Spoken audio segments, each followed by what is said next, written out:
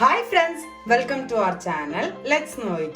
நாம இன்னைக்கு நாட்டுக்கோழி பெப்பர் ஃப்ரை எப்படி பண்றதுங்கறத பார்க்க போறோம். இதுக்கு பாத்தீங்கன்னா கிட்டத்தட்ட ஒரு 3/4 கிலோ அளவுக்கு நாட்டுக்கோழி எடுத்து வச்சிருக்கேன்.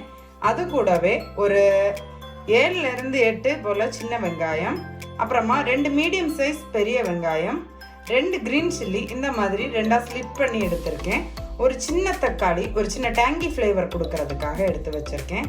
அப்புறமா 1 டேபிள் ஸ்பூன் அளவுக்கு சோம்பு, 1 டேபிள் ஸ்பூன் அளவுக்கு ஜீரகம், 2 டேபிள் ஸ்பூன் அளவுக்கு பெப்பர் எடுத்து வச்சிருக்கேன். அப்புறமா 1 கைப்பிடி அளவுக்கு கறிவேப்பிலை, 1 கைப்பிடி அளவுக்கு கொத்தமல்லி கீரை, அப்புறமா முதல்ல தாளிக்கிறதுக்காக ஒரு சின்ன துண்டு பட்டை, ஒரு 1/2 டீஸ்பூன் அளவுக்கு ஜீரகம், 1/2 டீஸ்பூன் சோம்பு, 4 கிராம்பு எடுத்து வச்சிருக்கேன். அப்புறமா உப்பு, மஞ்சள் தூள். இவ்வளவுதான் இதுக்கு தேவையான இன்கிரீடியன்ஸ். வாங்க இப்போ நாம பெப்பர் ஃப்ரை பண்றதுக்கு ஸ்டார்ட் பண்ணிடலாம். ஒரு மிக்ஸி ஜார் எடுத்துட்டு நாம எடுத்து வச்சிருக்கோம் இல்லையா மிளகு, அப்புறமா சோம்பு, ஜீரகம், இது அவ்வளோத்தையும் சேர்த்து ஒரு கோர்ஸ் பவுடரா அரைச்சு எடுத்துக்க போடுறோம்.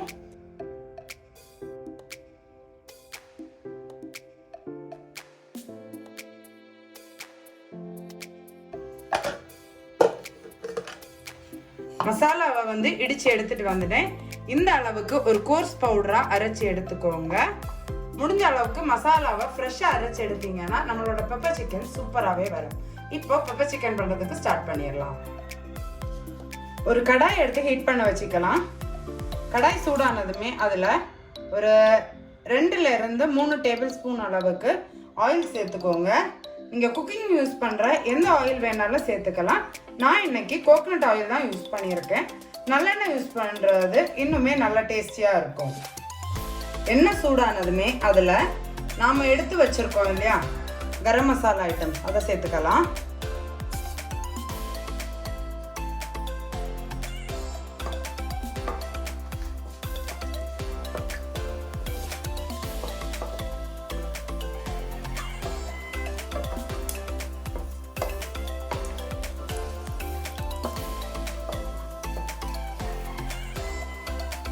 கரம் மசாலா எல்லாமே ஆயில ஃப்ரை ஆனதும் அதிலே நாம எடுத்து வச்சிருக்க கறிவேப்பிலையை சேர்த்துக்கலாம்.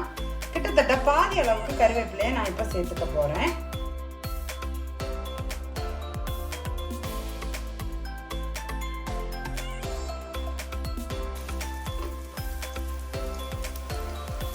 இப்போ இதுலயே நாம எடுத்து வச்சிருக்க பச்சை மிளகாய், இதுல வெங்காயத்தையும் சேர்த்துக்கலாம்.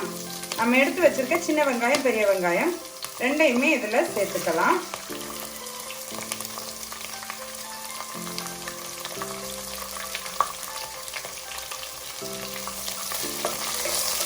நல்லா ஆயில்ல இந்த வெங்காயத்தை ஃப்ரை பண்ணிக்கலாம். வெங்காயம் நல்ல ஒரு கோல்டன் ப்ரௌன் கலர் வர்றது வரைக்கும் ஃப்ரை பண்ணி எடுத்துக்க போறோம். வெங்காயம் பாத்தீங்கன்னா கொஞ்சம் சாஃப்டா குக் ஆனதுமே இதுல நாம எடுத்து வச்சிருக்க தக்காளி சேர்த்துக்கலாம்.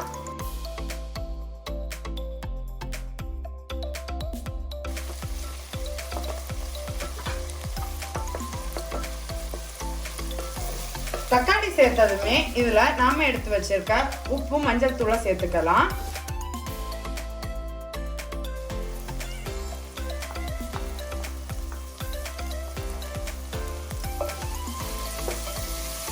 நம்ம சேர்த்திருக்க மஞ்சள் தூளுடைய பச்சை வாசம் போறது வரைக்கும் நல்லா வதக்கி விட்டுக்கோங்க.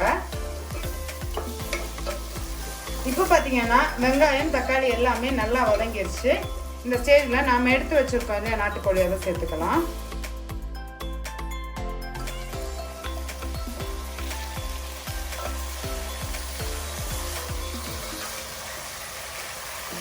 சிக்கனை சேர்த்துட்டு நல்லா ஒரு வாட்டி மிக்ஸ் பண்ணிக்கலாம்.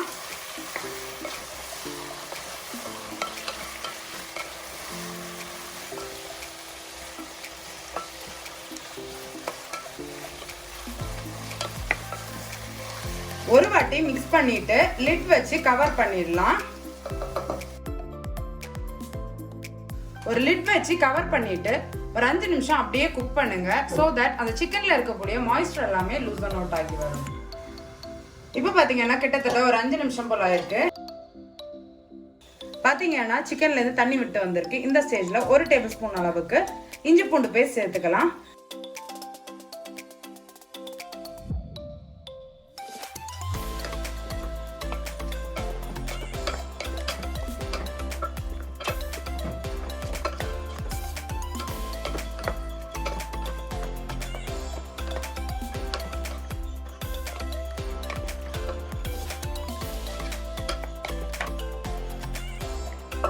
இப்போ பார்த்தீங்கன்னா மறுபடியும் கவர் பண்ணி குக் பண்ணலாம். சிக்கன்ல இருந்து விட்டு வந்திருக்க மாய்ஸ்சர் எல்லாமே அதுல இருந்து ரெடியூஸ் ஆயிடட்டும். இப்போ பார்த்தீங்கன்னா சிக்கன்ல இருந்து அதனோட மாய்ஸ்சர் எல்லாமே வெளியே வந்துருச்சு. இப்போ இந்த ஸ்டேஜ்லயே நாம பவுடர் பண்ணி வச்சிருக்கோம் இல்லையா மசாலா, அதை வந்து சேர்த்துக்கலாம். நல்லா வந்து மிக்ஸ் பண்ணி விட்டுக்கோங்க.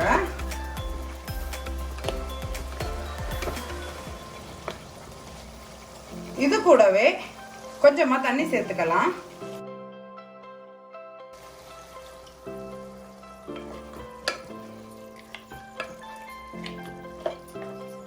மறுபடியும் ஒரு லிட் வச்சு கவர் பண்ணிட்டு இந்த தண்ணி எல்லாமே நல்லா வத்தி வர்றது வரைக்கும் குக் பண்ணலாம். ஸோ தட் நம்மளோட சிக்கனும் நல்லா சாஃப்டாகவே குக் ஆகிடும்.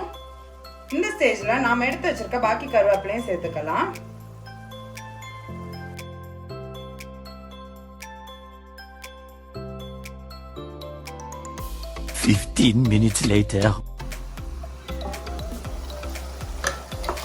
இப்போ பாத்தீங்கன்னா நம்ம சேர்த்திருக்க தண்ணி எல்லாமே நல்லா வத்தி வந்திருக்கு. ஆல்மோஸ்ட் ஒரு 80% அளவுக்கு தண்ணி வத்தி வந்துருச்சு. இந்த ஸ்டேஜ்லயே நம்ம எடுத்து வச்சிருக்க கொத்தமல்லி கீரை சேர்த்துக்கலாம்.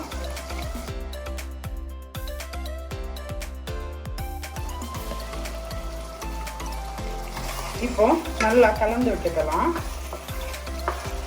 இன்னும் ஒரு 5 நிமிஷம் இந்த மாதிரியே ஓப்பன்ல குக் பண்ணோம்னா அதுல இருக்கக்கூடிய மாய்ஸ்சர் எல்லாமே நல்லா வந்து வத்தி வந்துடும்.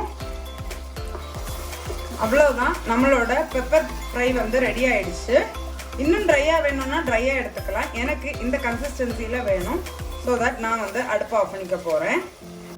நம்மளோட சூப்பரான சிக்கன் பெப்பர் ஃப்ரை வந்து ரெடி ஆயிடுச்சு. நீங்களும் மறக்காம இதை உங்க வீட்டில் ட்ரை பண்ணி பார்த்துட்டு எப்படி இருந்துச்சுன்னு உங்க கமெண்ட்ஸை ஃபீட்பேக்ல சொல்றதுக்கு மறந்துடாதீங்க. அது மட்டும் இல்ல, இந்த வீடியோவை உங்க ஃப்ரெண்ட்ஸுக்கும் ஷேர் பண்ணுங்க. அவங்களும் வீட்டிலே எப்படி நாட்டுக்கோழி பெப்பர் ஃப்ரை பண்றதுங்கிறத தெரிஞ்சுக்கட்டும்.